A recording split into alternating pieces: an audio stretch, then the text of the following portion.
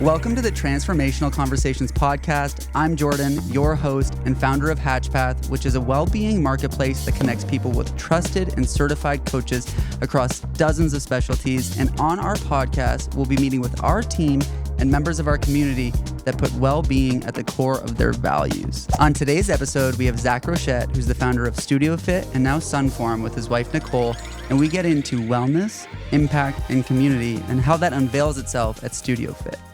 Zach, well, welcome to the podcast. I wanted to dive in and get to know a little bit about who you are, what you stand for, and then we can get into StudioFit as a brand. But the first question is like, why well-being? Why wellness? Why fitness? Why did you get into it? Yeah, I mean, first, thanks for having me. I like talking about fitness and wellness anytime. So this has been the only route that I've ever even considered. So I think I got into the fitness side of things like the way most fitness coaches do. I started with athletics when I was younger. It was really the only route that I had moving forward. I had some really good coaches growing up. So immediately that was something that I just had laser focus on. So I'm one of the few that is lucky enough to find what we want to do for our life at a young age. And so I actually got the opportunity to even play sports in college, and I turned it down and wanted to get to college and start my career in coaching, as soon as possible. That's awesome. So exactly. I think they say like 98% of people, if you ask them what they want to do, they don't know. And like we spend more time planning a 2-week vacation than we do our entire lives. So That's pretty cool that you got to know your passion. So let's rewind a little bit. I know my son's going to CSN soon, but I know you have some awards and accolades there. So what was your childhood like? What got you into sports, fitness, and that mentality? Yeah, so I am a CSN grad. So I actually went there from pre-K all the way through 12. I'm what you call a lifer at that school.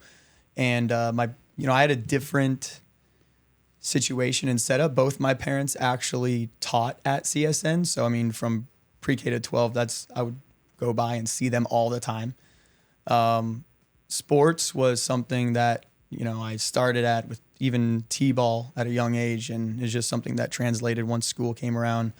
I got into, I was a basketball player, I was a track athlete, swimmer and diver, more the swimming side of things, but did all those sports all the way through. And I got an opportunity to play basketball at some small, Division III, Division II schools. And going to a small high school, I wanted to branch out and go to a big university and get that little taste of life going to a big school. So I chose the biggest school I could find, which is UCF, and decided not to pursue athletics and pursue my career right away, knowing that I kind of had what I wanted to do in my back pocket. So went to UCF for sport and exercise science, had a minor in coaching. So like right away, coaching was the route, some form of coaching. I didn't know how specific I was going to get or to what magnitude, was I going to own my own business? That was never really the idea. At a young age, it was just, I'm going to be a coach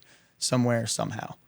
Yeah, that's honestly incredible. So StudioFit, your first venture into business was StudioFit in Orlando. What year was that? That was in 2020, and that was an interesting time in the fitness and wellness industry. Yeah. It was right after, it was kind of the closing ends of the pandemic, and it really, StudioFit was birthed from the pandemic. I actually credit the pandemic for like the founding of StudioFit.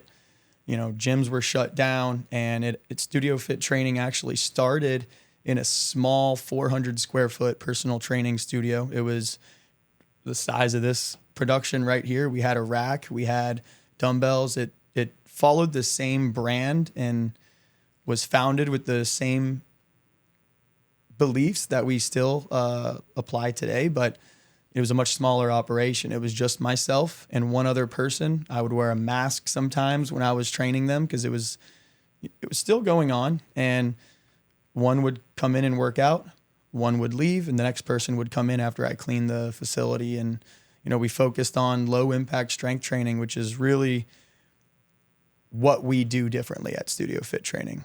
Yeah, absolutely. So in those early days, I remember you telling me your hours at one point, but you guys were busy. Yeah. How busy? Yeah. So when it was just me and we first started, and again, the success that I've had, I'd like to almost credit to the pandemic. I mean, it came with a lot of hard work and everything, but it was a point where people weren't working out for a year, 2 years. Or the other side of the story is, or people got really into their fitness, but they weren't working out at gyms because they were all closed down. So when I opened our personal training studio, everybody was either craving weights that they can finally use that's in a safe setting, or they need to get back in shape. And so as soon as we opened in November of that year, 2020. It took about 2 months to get it off the ground. And that first year in business, 2021, I was actually checking the other day. I did just over 4,300 private one-on-one sessions back when it was a one-person team. So if you calculate that out, it's about 82 hour-long sessions a week. So 2 months, it absolutely exploded. And then that first year of business was just so busy. So you did more than 10 sessions a day for... It comes out to about, there were days Monday through Friday, it would be about 15 sessions. Hour-long sessions. A day, hour-long sessions. So I would start at 5 a.m.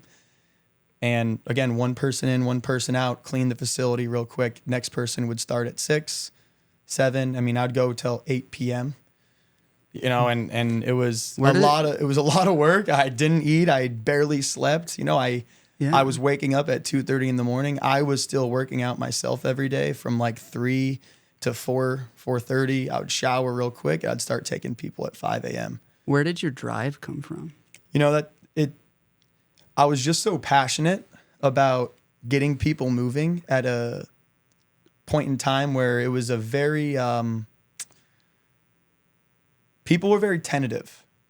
People were either really, really down on themselves that, the pandemic took them off their routine and they maybe got out of shape or haven't worked out in 2 years. Or it was people who really got into fitness and just started to feel lost and stagnant and really needed to find a catalyst to take it to the next level. And it was also a period where people weren't talking to people. And that's one thing that, the camaraderie was really birthed from. That is why it did so well, was they could come in and have a conversation with someone who's not their family for the first time in 2 years. Yeah. And that's why I think it was extremely successful out of the gate. And we really took that same principle and applied it to group fitness too. Yeah, absolutely. I think that the number one thing that my wife and I love, Lauren, and I love when we come to Studio Fit is the community. I was there today at 7:20. I come in at 6, do the Wednesday class at 6:30. And, the number one thing that I love is the community that you've built. And you've built it on like a set of values that I think that everybody loves. The gym's extremely clean. The team is always phenomenal. And, almost feels effortless to come. Like I was explaining to you before we even got started, I have the home gym, but it's collecting dust because Studio Fit feels like a no-brainer. If there's time on the calendar, if I can get a spot because it's so busy and packed, and that's an awesome thing, I'm going.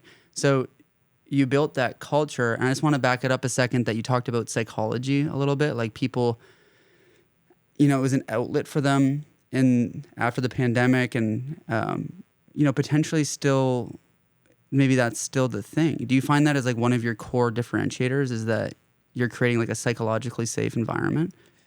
Yeah, that's where a lot of our attention and efforts go to. We really try to create an environment and just an overall experience where it's just such a positive place. It's happy, it's welcoming, it's inviting to anyone. Even like every detail that we put into our studio build outs is focused on creating a flow of comfort and availability where people can come in for the first time and feel at home. If when you're in there, we don't have a lot of writing on the walls. We don't have any flashing signs. It's very minimal. It's very earthy. It's naturally lit. A lot of fitness studios go with a dark aesthetic. We like to keep it pretty bright, pretty open floor plans. And it's, so, everything from the floor plan and our design and build out and who we bring on board, our team and how we execute and communicate to members is all with the main focus of providing as positive and welcoming of an experience from start to finish as possible. From the moment you enter the door to the way you're greeted, the first words that are said to you. I mean, that's how you knock it out of the park. Yeah. Is how someone just greets you for the first time. There's a stickiness with StudioFit. Yeah, exactly. Most gyms fail within 3 years. I forget the exact number. I've been to many gyms. I've been to studios. I've been to like LA Fitness. I've been to like hospital gyms. With StudioFit, there's a stickiness that I never want to leave. Like what goes into that? What's the thought process? What are the values? You talked about like the front desk person. Yeah, that's awesome. Also like the seamless payment I find is awesome. You guys have your own app through MindBody. Yeah. Super functional. I just don't think that's it. It's like something else. There's something deeper that creates that sense of community, belonging. You guys do events. You guys have awesome social media, merch. But there's like something about the community that's just phenomenal. And I'm trying to put like a word to it. Yeah. It's definitely the balance between, from a fitness standpoint, our product itself, our strength training product is definitely what people crave and need. And it's really the best form. We focus on low impact strength training, and that's really what is best and has the best long game for people. Mm-hmm. That's the product side of things. But then there's the whole other side, which is the community sense, the ecosystem, the people that are in there, it's all about relationships. So it's a studio that's really built on relationships. And what we try to do as a team is create as many memorable moments as possible that when people leave, they remember, and maybe it's a coach, maybe it's myself, but we set the stage for people like you who are in there to have a memorable moment with someone else. And that's what makes it really sticky. Yeah. We open the door for conversations. It's encouraged. We have a growth mindset as a team, and that's why it's so sticky. It's palpable in there. It's like electric, just from a workout standpoint, yes, but just from the connection to other people. Yeah. It's almost like you have complete empathy in your organization. Like there's 30-year-olds like me, families, like I father 2 young children, but then we have like older population, younger population, male, female, all working cohesively together in one space. It's like perfectly planned. Stations are awesome. And yeah, I really do think that you've nailed it. So in Naples, there's high expectations. We have, one of the wealthiest populations in the United States, and there's tons and tons of options for people to go and work out at different studios. But you guys are always busy. There's always, people working their hearts out. And I don't think I've ever been to a class when like there wasn't some, passion involved in it. So you've created a culture, and like what goes into creating that culture? Yeah, I think you said the word right there, and it's passion and enthusiasm with, what we do. Mm-hmm. Not just myself, but the whole team. And it kind of starts with the team, and how we hire people is an example of it. And this might be a hot take for a lot of other fitness business owners, but we would rather go and find really, really good people and teach them how to be trainers than go and find really, really great people and teach them how to be, or go and find really, really great trainers and have to teach them how to be good people. We start with finding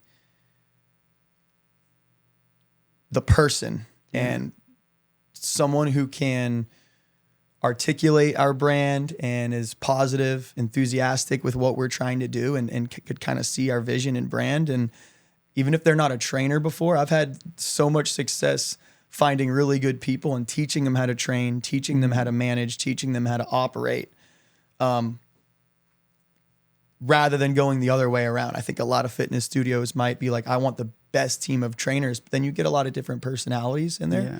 So the fact that there's this cohesiveness with the team and the leaders that are in there, and because they're the voice of the studio. So it starts from the top, bottom. How the team acts is more or less how our ecosystem is going to act around it. So we try to create this really synergistic camaraderie amongst the team, and all of our members, it follows suit eventually.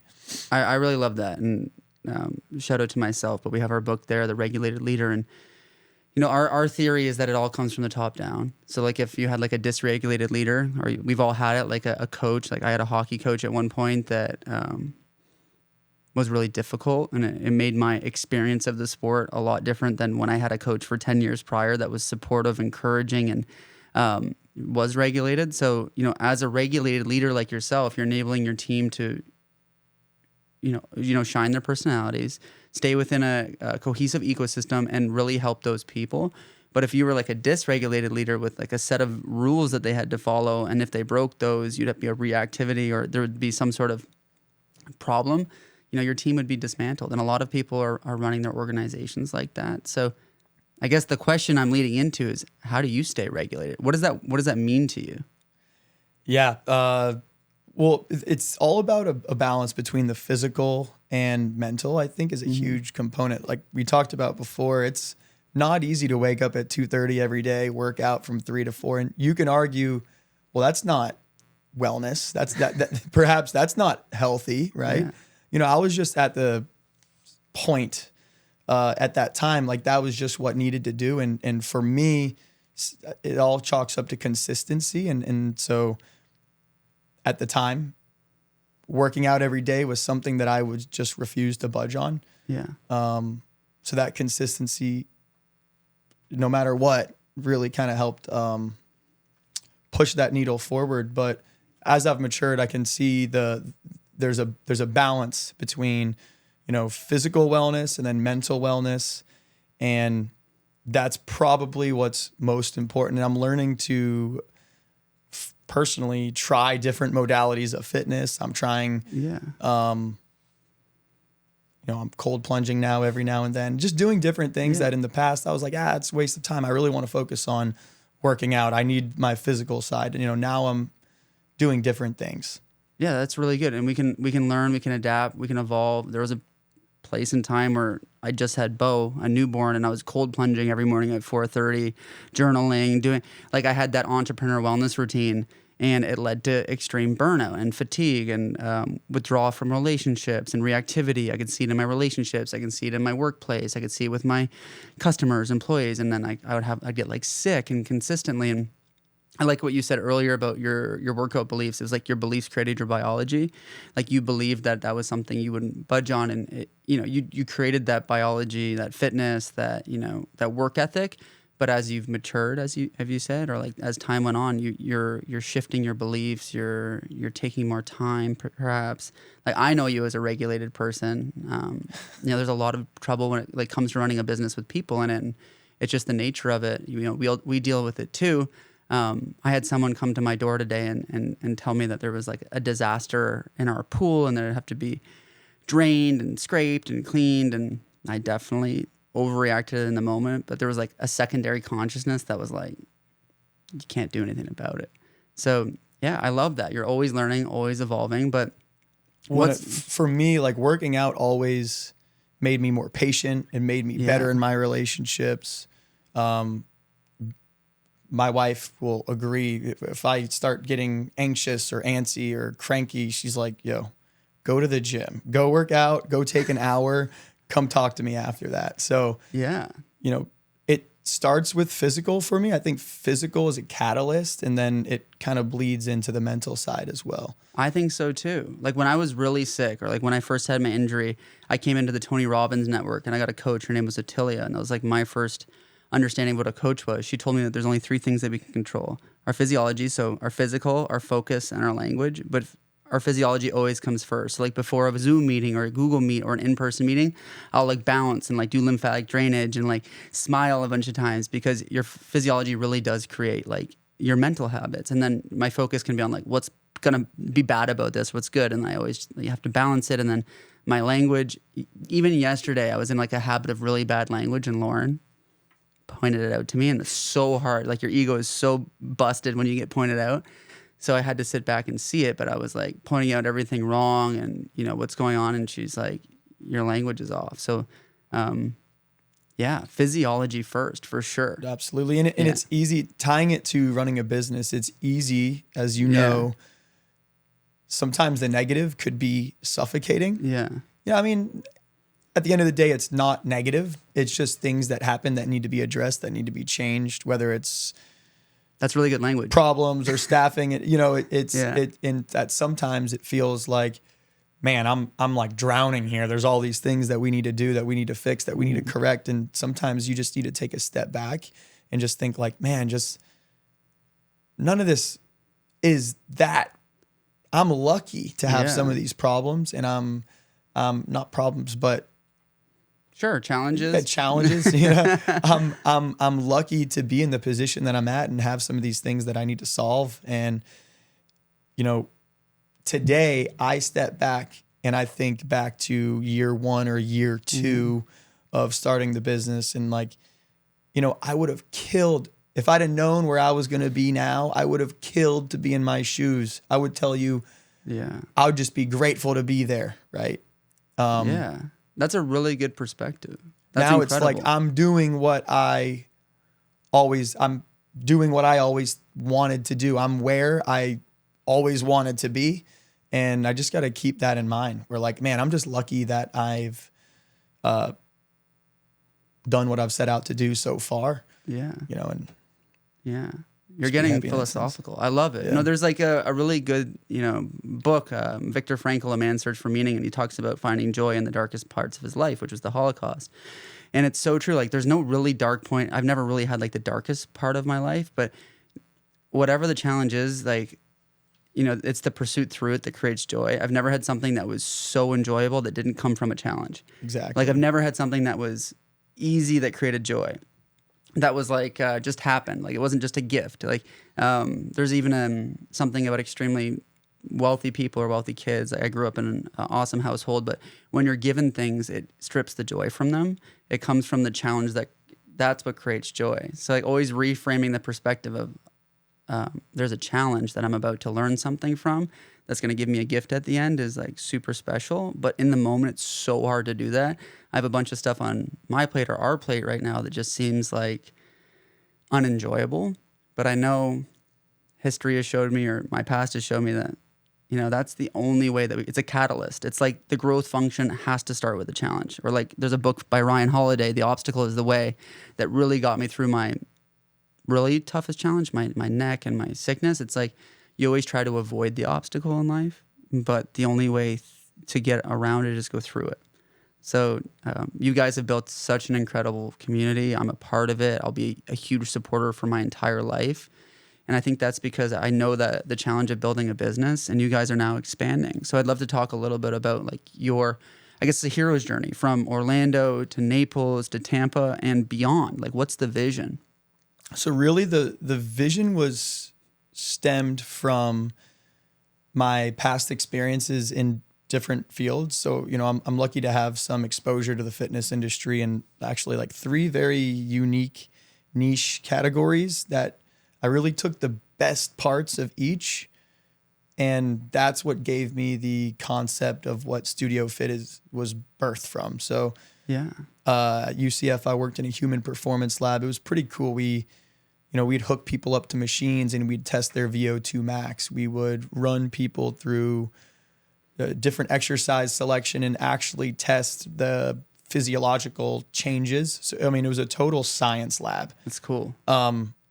And that was a really good starting point for me because I was able to build the basis of anatomy and like the building blocks of the actual proper science of training and what training should be like. After that, I got at the time, what I thought was my dream job at Florida State University as a strength and conditioning coach. For me, that was always my route. You know, I actually at first never thought that I would own my own business. It was always, you know, I don't come from entrepreneurial parents. They're both teachers, they're academics. So they're like, go get more schooling, get educated, get the best job you can. And so that was like the route that I was pursuing. I was a strength and conditioning coach at Florida State, training athletes. I loved that programming. I loved that camaraderie. The goal, I was there for a year, and the goal was to get an opportunity to accept a position as a GA at the time. The school would pay for my master's, and I would continue coaching there for 3 years. What's a GA? Graduate assistant. Okay. So I'd be a GA with the athletic program. So they would pay for my schooling, and I would work for them for it was a 3-year program pretty much. Okay. That was the direction that I was going in. And if not a GA at Florida State, after that year there, I would apply to other places for it. And I got there, I was in the dream position, that I spent all of high school thinking about, and there was a disconnect there. They wanted me to be the person that was more or less in the corner, arms crossed, leading almost with fear, yelling at them, you need to do this, do better, etc. And it just didn't align with who I was naturally. I like to motivate people with positivity. I like to make people or encourage people to want to get better on themselves. I think you get way, way better results from that. And so I actually got a few offers for that GA position that I turned down, and I left and moved back to Orlando, where I graduated at UCF and went into just group fitness. How'd you do that? I honestly, that's right into StudioFit? That's a funny story. No, I went into a studio and asked, hey, this is cool. This is, because I loved what strength and conditioning was. It was group fitness with camaraderie that focused on strength training. And I found a gym that was the closest thing to that. And I found a bunch of gyms, and they didn't really align. It was a lot of HIIT style stuff. And I didn't want to budge on what I thought was the best way of training. And so I asked if they were hiring, and they weren't at the time. And I was like, okay, cool. Do you mind if I just come and shadow? And I just hung around. I helped out for free, didn't get paid. Watched classes, watched how they did things. And, I was eventually hey, I have experience working with coaches. If you ever need to fill in, I'm more than happy to. I started working out there a little bit. And then I think one of the coaches quit, and I was like, hi, hey, I'm ready to go. And so, it started from there, and I really fell in love with, that's my biggest takeaway from that is it was so community focused and building relationships. That was my biggest takeaway there. Also met my wife there. So that was, most important. Most important. Let's back into that. Your relationship with Nicole is phenomenal. You guys are some of the best, owner, founder, operators that I've ever met of any business in the world. You create cohesivity, or whatever the word is. Community is at the core of it. But you still make time for each other. So how do you guys figure that all out? Well, it's something that we met at a gym, and, when I founded StudioFit, I left that gym, and she was really a part of it from day one. I would brain dump all my ideas on her. She helped me pick the name StudioFit. Wow. And it's as much hers as it is mine. The success is as much goes to her as it goes to me. I mean, she really has done a good job of creating a storyline and creating the brand and helping create an experience that StudioFit is. And, I obviously handle a lot of the physical side, the programming and all that. We really took the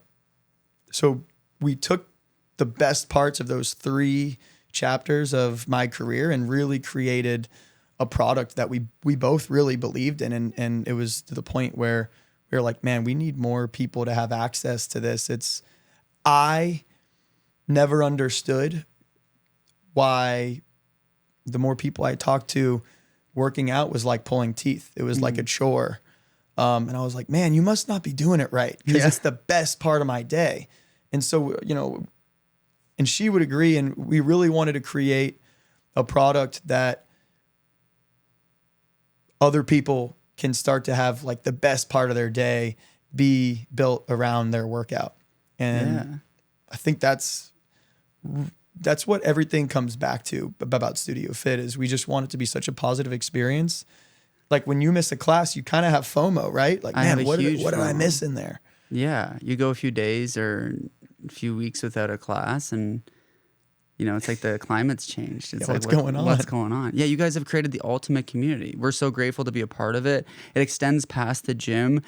Almost, I would say 99% of my connections in Naples, because we're not from here, have come from Studio Fit. From a third connection or a sixth connection. Like we're in the studio today because of David at the gym. And like everything's happened that way. And you guys are like a facilitation of networking. It's like...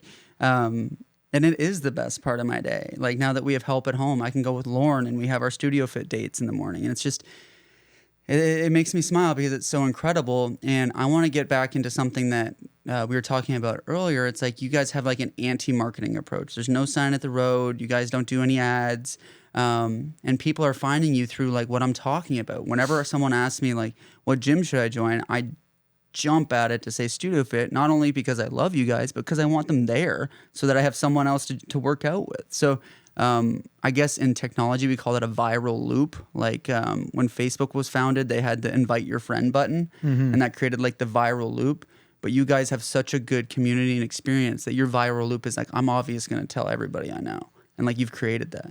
Yeah, we actually went the first, like, I don't know exactly how long, but we went close to 2 or 3 years without, well, now my wife did all of our marketing and branding. So, but we went 2 years with that helped without paying a dime. We went 2 years of starting a business with $0 spent on marketing. It was all through social media. And it was our strategy was, let's get a couple of the right people in and let's just provide such a good experience that they're going to want to go and, like you said, invite their friends. And that's really what I attribute to, having the right people as members of the studios.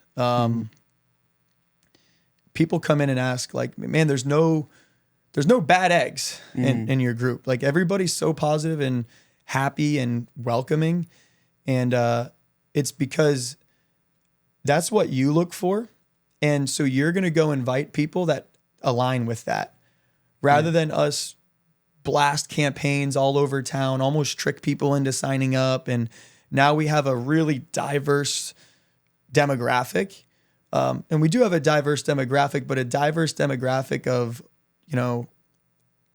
synergistic views. It's so synergistic. Yeah. And so we really, that's how we get the right people into the studio is, you're not going to invite people that you don't exactly love. You're giving me a chill right now because it's so obvious, but it's just something that most companies don't want to build. It takes time, it takes effort, it takes consistency, hard work, and trust in those people. But and we like to get people who feel like they found us. And what we like to do is just create moments where we allow people to see us and find us on their own. And like you said, it makes it a little more sticky in the studio when you feel like, well, they didn't even reach out to me to want to be a part of this. I found them and it looks like this is something that I want. And then you went in there and it's a bunch of great people. Yeah. Great team. It makes you sign up, and that's how we get people long term. Yeah. You guys almost have that like restaurant mentality. I heard somebody on a podcast, an owner of a restaurant, say that like the first time you come, you get a blue napkin. And that means that the waiter is going to like talk to you and, do all this stuff. And you get like a red napkin or a white napkin. And it's always about upgrading the experience. I know that the first time I came to Studio Fit, it was an announcement like, hey guys, Jordan's new to the studio. Introduce yourself to him. And it's not a forcing function, but you guys are creating community immediately. There's no feeling of being left out. Like when you join a gym, like almost never do you get introduced to anybody. It's like grab your machine and get pumping, like F45 or whatever it is, like a spin class. Like you don't even know the people. But in Studio Fit, I'm like in the middle of a set, I'm a little tired. I go and I'll like tap somebody on the shoulder and be like, good to see you. Hope you're having a great week. Or somebody will do that to me. And it's just such a great feeling because we've all been connected and we know each other. It's awesome. Yeah. Yeah. And there's not, a single person that works out there that I don't know, that anybody on our team doesn't know. And we know really well. And obviously we've had more people sign up. So I'm sure there's, in different class times, I'm sure there's people that you don't know, but anybody who works out at 720, I'm sure you look around the room and you know like 95% of the people that are in there. And you now feel comfortable where if there is someone who you don't know, you go and introduce yourself. And that's just part of the culture that we've set and that we've created. And so if everybody buys into that culture, that's how it's so welcoming. And again, that's how it's so sticky. And like that's our marketing. Our best marketing is just to create such a good environment and experience when you're in there for the first time, all the way to the 100th time you're in there, all the way to I mean, we don't have anybody who's hit 1,000 classes yet. I'm sure there's a couple getting close. For sure. Yeah. But the 1,000th class, it's going to be the same really positive experience. Yeah, you got to be close. I swear there's got to be somebody that's there. We got to be close. Yeah, that's awesome. Well, I mean, you guys have done such a good job. So if we come back to like the values, if you had to pick a couple values that StudioFit stands for, that you stand for, that's replicated by StudioFit, what would those be? Well, a big one that immediately comes to my mind is, and it's kind of vague, but it's the term growth. I think, what we really are after, and it's from a product standpoint and from a fitness standpoint, we really want you as a consumer of working out to feel like you're growing and getting better and physically, mentally, growing in relationships. Like you met a lot of people through the studio. We also want our team to feel like they're growing. It's interesting. We actually look for all full-time employees, which is very rare in the fitness industry. A lot of times we'll have 10 coaches. Most of them are part-time. We'd rather have a really small team, and we'd rather have people who are full-time so they can have their career actually grow. That's phenomenal. We've had people who started as trainers that became managers. And then, now we have in Orlando, we actually have an operating partner who owns a piece of the business now. And that's our goal that we set with our team, is we really want our team to grow.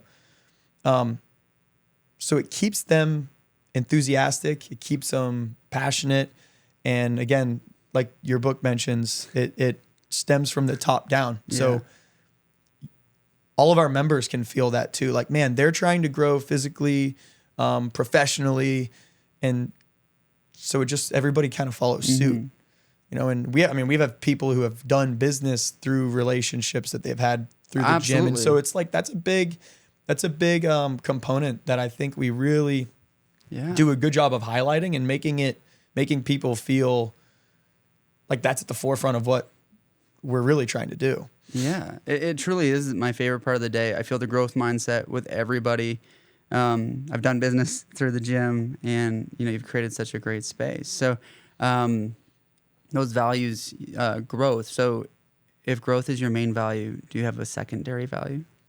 I'm trying not to be broad and say the word community. Like if I was to argue, I would say like community is even number one. Yeah. I think growth is like fully a great value. I think respect is a value of your community.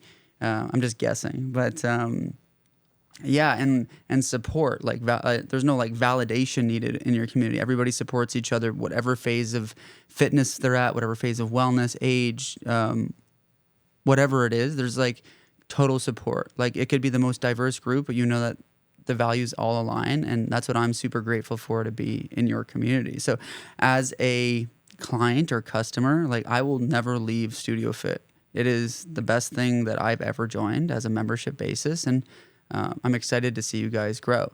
So I guess to end off the podcast, Zach, I want to do a rapid fire round with you and just ask you a couple questions. Let's go. And get to know you a little bit better. So you mentioned growth and maturity. So what's one thing you do now for your wellness that you've never done before? Believe it or not, I've been scheduling more off days. Whoa. I know that's... What is an off day to you?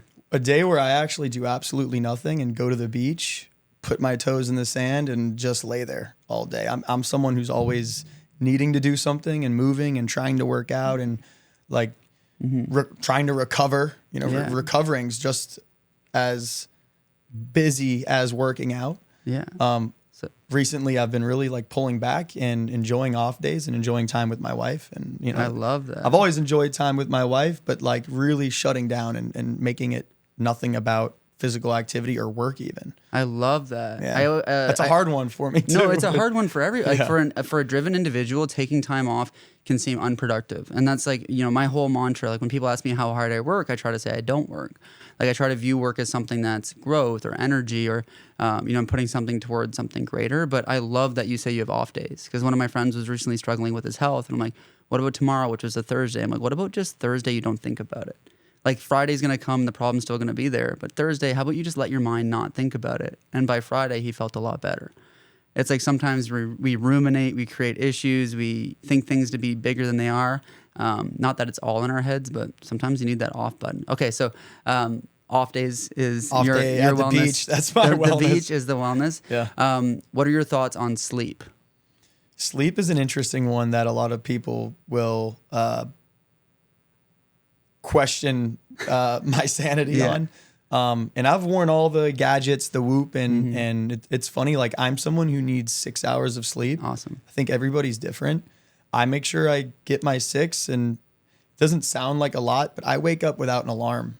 Wow. After 6 hours. If I go to bed at 10 p.m., you know, I will wake up at 4 a.m., no alarm, ready to go. So Wow. feeling great. So You got the body clock. the circadian rhythm. That's what it's about. Okay. So I've definitely sacrificed sleep at times, and maybe that's why I'm wired the way I am. But 6 hours is something that I need. My wife needs more sleep. Yeah. So I need to respect that and let her get her 8. And I think most people, that's probably the norm. But I just think people need to understand that everybody's recovery and sleep is different based on different phases of life too. It's sometimes when stress is higher, they need to make sure that they're prioritizing sleep a little bit more. Awesome. Okay, so last question. You just mentioned stress. What do you do to reduce stress, or how do you deal with stress? Stress, I rely on my relationships a lot. You know, the friends and my wife, family. I've recently been just talking. You know, I used to keep everything in, and it would just build. Recently, I've really been leaning on relationships, and it's, you know, once I talk about it one time, they might just sit there and listen, not have anything to say.